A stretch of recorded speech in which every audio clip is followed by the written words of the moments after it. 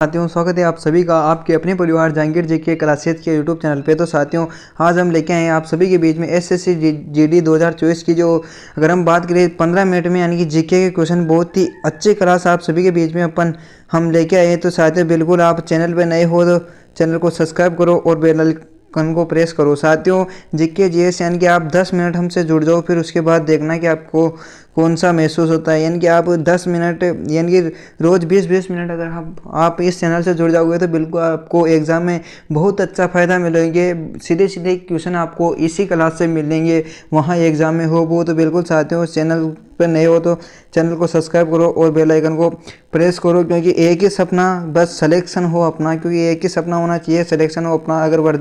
अगर आपका जुनून है तो बिल्कुल इस क्लास में आपका दिल खोलकर स्वागत है साथियों।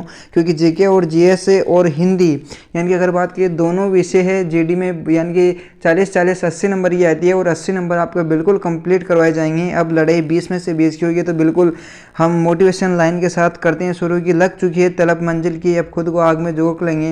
ये ठोकरे कहती है मारा जाएगा, पर हौसले कहते हैं देख लेंगे। अगर आपको भी है जुनून वर्दी पाने का तो बिल्कुल इस क्लास को देखना ना भूले साथियों। तो चलते हैं बिना किसी देरी के उस क्लास की ओर। साथियों, ये जो अगर हम बात करें ये सेट है अपना, जो कि 10 जनवरी 2023 का सेट है साथियों। एसएससी जीडी का अगले वर्ष का सेट है। तो यानी कि ये सेकंड शिफ्ट का सेट है, साथियों। तो बहुत ही अच्छी क्लास होने वाली है, क्योंकि पिछले साल के पेपर देखकर ही आपको पता चलेगा कि जीके जीएस कैसे आती है एसएससी जीडी में। तो पहला क्वेश्चन है कि निम्नलिखित में से कौन सा महाराष्ट्र का धन्यवाद ज्ञापन उत्सव है जहां बैलों को सम्मानित किया जाता है, क्योंकि उन्हें खेती के लिए आवश्यक माना जाता है। तो बैलों को धन्यवाद ज्ञापन सौंपा जाता है उत्सव। ये जो उड़ीसा में मनाया जाता है साथियों, तो ये महाराष्ट्र में मनाया जाता है। तो ये कौन सा महोत्सव होता है? तो ये पोलो महोत्सव होता है। कौन सा? पोलो महोत्सव होता है। तो इसका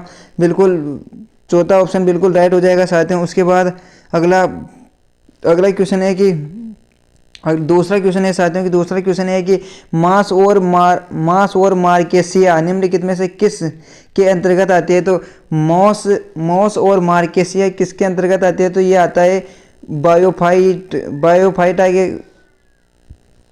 के अंतर्गत आता है। किसके? बायोफाइटा के अंतर्गत आता है। यानी कि तीसरा ऑप्शन इसका राइट हो जाएगा। उसके बाद अगला तीसरा प्रश्न है अपना साथियों। तीसरा क्वेश्चन है, क्योंकि जल्दी चलना पड़ेगा क्योंकि 10 मिनट में पूरा करना है। तो इसका ये क्वेश्चन है कि जागोई भारतीय शास्त्रीय नृत्य निम्नलिखित में से किस नृत्य रूप की एक प्रमुख शैली है? तो जागोई जो की शैली है वो किस नृत्य शैली की है? तो ये मणिपुरी नृत्य की शैली है। किसकी? मणिपुरी नृत्य की शैली। यानी कि इसका पहला ऑप्शन राइट हो जाएगा। सत्रिया नृत्य जो कि असम में होता है, उड़ीसी नृत्य जो कि उड़ीसा में होता है, और कथक जो कि यूपी में, और कथकली की अगर बात करें तो वो केरल में होगा, पर कथक जो कि यूपी में होगा। तो साथियों, बिल्कुल इसका मणिपुरी हो जाएगा, जो कि जागोई नृत्य शैली से संबंधित है। उसके बाद चौथा प्रश्न है अपना कि चौथा प्रश्न है साथियों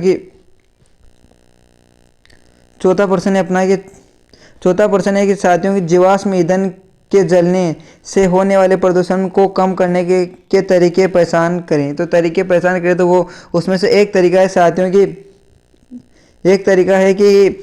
दहन प्रक्रिया की दक्षता में वृद्धि करके, यानी कि दहन प्रक्रिया है उसकी दक्षता, यानी कि उसकी जो दक्षता में वृद्धि करके आप ये इस प्रदूषण को कम कर सकते हैं। और उसके बाद पांचवा प्रश्न है साथियों, निम्न में से क्या सातवीं पंचवर्षीय योजना के मुख्य उद्देश्य में से एक था? तो सातवीं पंचवर्षीय का मुख्य उद्देश्य क्या था? उसका मुख्य उद्देश्य था साथियों की खाद्यान्नों के उत्पादन में वृद्धि करना। क्या? खाद्यान्नों के उत्पादन में वृद्धि करना, यानी कि दूसरा ऑप्शन इसका राइट हो जाएगा। उसके बाद अपना छठा प्रश्न है साथियों की किसने सितंबर 2022 में कोच्चि में भारत के पहले स्वदेशी एयरक्राफ्ट कैरियर आईएनएस यानी कि आईएनएस विक्रांत को प्रमाणित कमीशन्ड किया गया? तो वो किया गया था नरेंद्र मोदी, जो कि बात के प्रधानमंत्री नरेंद्र मोदी जी ने किया गया था। तो इसका दूसरा ऑप्शन राइट हो जाएगा। उसके बाद सातवां प्रश्न है कि वस्त्र मंत्रालय के अंतर्गत आता है। तो वस्त्र मंत्रालय के अंतर्गत आता है क्या? समर्थन योजना। वस्त्र मंत्रालय के अंतर्गत आता है वर्ष यानी कि वस्त्र मंत्रालय के अंतर्गत आता है समर्थन योजना, यानी कि तीसरा ऑप्शन इसका राइट हो जाएगा। उसके बाद 8वां प्रश्न है साथियों, निम्नलिखित में से किस मौर्य राजा के शासनकाल में कलिंग युद्ध लड़ा गया? तो कलिंग युद्ध किसके समय लड़ा गया? तो कलिंग युद्ध जो कि अशोक के समय लड़ा गया था साथियों। किसके समय? अशोक के समय कलिंग युद्ध लड़ा गया था। और उसके बाद अगर हम बात करें तो बिंदुसार जो कि प्रथम सीजन शासक था। और अगर हम बात करें तो 9वां प्रश्न है साथियों की 9वां क्वेश्चन है कि भारत के राष्ट्रपति का चुनाव द्वारा किया जाता है। तो भारत का राष्ट्रपति का चुनाव वो किसके द्वारा किया जाता है? तो उसके अगर हम बात करें साथियों तो वो किया जाता है अपना कि संसद के दोनों यानी कि संसद के दोनों सदनों के निर्वाचित सदस्यों और राज्य विधानसभाओं के द्वारा राष्ट्रपति का चुनाव किया जाता है। तो इसका सेकंड ऑप्शन आपका राइट हो जाएगा। उसके बाद 10वां क्वेश्चन है अपना कि 10वां प्रश्न है साथियों की 10वां प्रश्न है कि साथियों की तपन कुमार पटनायक ने किस शैली में संगीत नाटक अकादमी पुरस्कार जीता? तो तपन यानी कि जो तपन कुमार पटनायक ने किस नृत्य शैली में संगीत नाटक अकादमी पुरस्कार जीता है? तो वो उसकी अगर बात करें तो छऊ नृत्य से जीता है। सत्रिया तो असम में है, सही आपने आपको बता ही दिया। और उसके बाद ओडिसी जो उड़ीसा में है, और कच्चीपुड़ी जो कि आंध्र प्रदेश में है। कच्चीपुड़ी आंध्र प्रदेश राज्य में का नृत्य है। उसके बाद अगर हम बात करें साथियों की बात करें कि महात्मा गांधी नई श्रृंखला के 2000 रुपये के बैंक नोट के पृष्ठभाग पर किसका चित्र होता है? यानी कि जो 2000 का नोट है उसके पीछे किसका चित्र होता है? तो उसकी अगर हम बात करें तो मंगलयान का होता है साथियों। किसका? मंगलयान का होता है। तो कोणार्क का जो सूर्य मंदिर है वो उड़ीसा में स्थित है। और अगर हम बात करें साथियों तो उसके बाद 12वां प्रश्न है अपना कि भारतीय संविधान के मूल लेख में अनुच्छेद होते हैं। तो भारतीय संविधान के मूल लेख में संविधान होते हैं 395। कितने? 395। यानी कि इसका अगर हम बात करें साथियों तो 395 इसके संविधान होते हैं। तो उसकी अगर हम बात अनुच्छेद होते हैं, आर्टिकल होते हैं, तो इसका फर्स्ट ऑप्शन आपका बिल्कुल राइट हो जाएगा। उसके बाद 13वां प्रश्न है साथियों की 13वां प्रश्न है कि आपातकाल के दौरान किन मौलिक अधिकारों को निलंबित नहीं किया जा सकता? तो आपातकाल में कौन से आर्टिकल होते हैं जिनको निलंबित नहीं किया जाता? तो उसकी अगर हम बात करें साथियों तो वो होते हैं आर्टिकल अनुच्छेद 21 यानी अनुच्छेद 20 और 21 को नहीं किया जा सकता है। उसके बाद अगला क्वेश्चन है अपना कि 14वां प्रश्न है साथियों की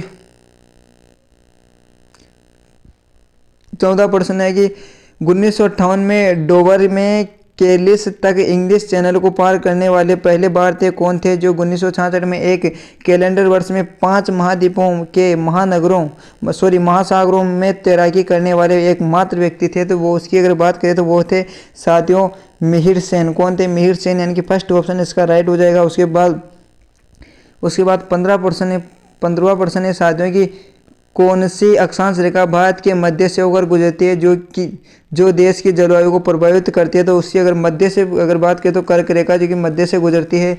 उसके बाद अगर हम बात करें साथियों तो और कर्क रेखा को 2 बार काटने वाली अगर नदी की बात करें तो माही नदी है कर्क रेखा को।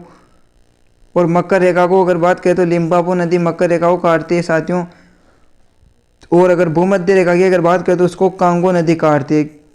कांगो नदी जो भूमध्य रेखा को काटती है, तो ये आपको पता चली गया होगा।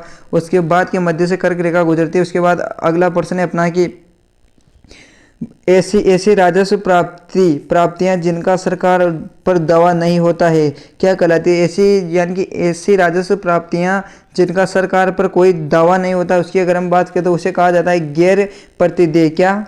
गैर प्रतिदेय कहा जाता है साथियों, गैर प्रतिदेय कहा जाता है, गैर प्रतिदेय कहा जाता है। उसके बाद 17वां क्वेश्चन है कि 2017-18 में विजय हजारे ट्रॉफी किस राज्य ने जीती थी? विजय हजारे ट्रॉफी 2017-18 में जीती थी, वो जीती थी कर्नाटक स्टेट ने, यानी कि फर्स्ट ऑप्शन इसका राइट हो जाएगा।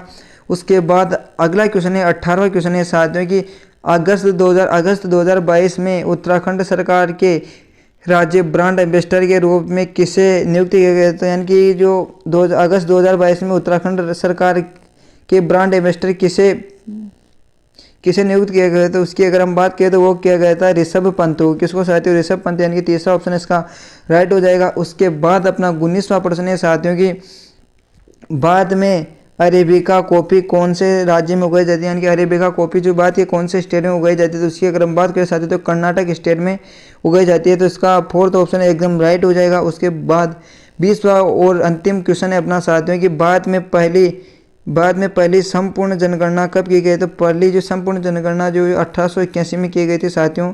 1881 में बाद की संपूर्ण जनगणना पहली बार जो कि 1881 में की गई थी।